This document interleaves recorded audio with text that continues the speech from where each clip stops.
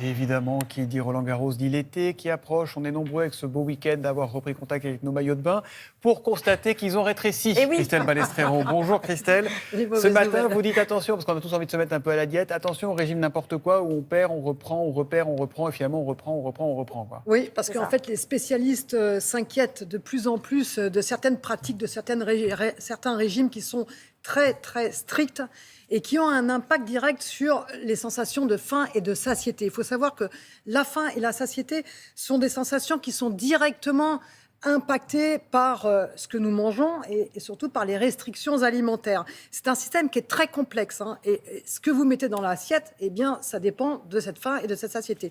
Alors, il y a des hormones qui communiquent avec notre cerveau et qui disent j'ai faim ou non, ça y est, je n'ai plus faim, je suis satiété.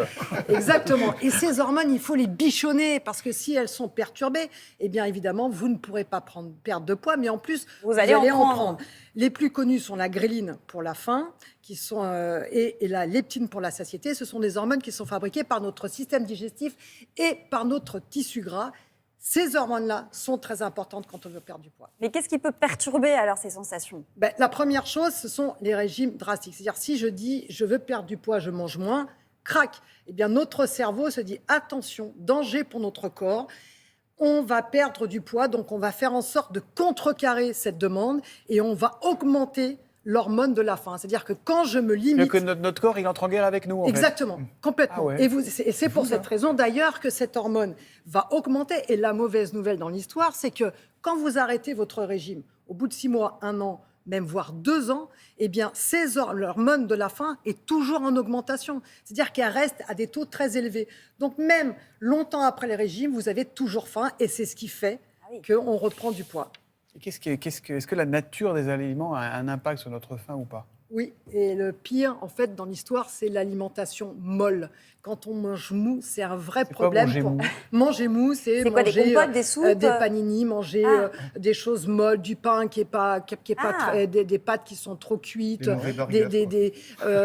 exactement des mauvais burgers, des panini, enfin tout ce qui est raffiné. Ce qu'on mange, on mange mou maintenant, on mange beaucoup plus mou qu'avant, moins de fibres. Quand on mange mou, eh bien on a peu de mastication. Or, il faut savoir que quand vous commencez à mastiquer, c'est là que vous envoyez un message au message, cerveau. voilà, grâce à ces hormones, des messages chimiques au cerveau en disant je commence à mastiquer, donc je vais avoir moins faim.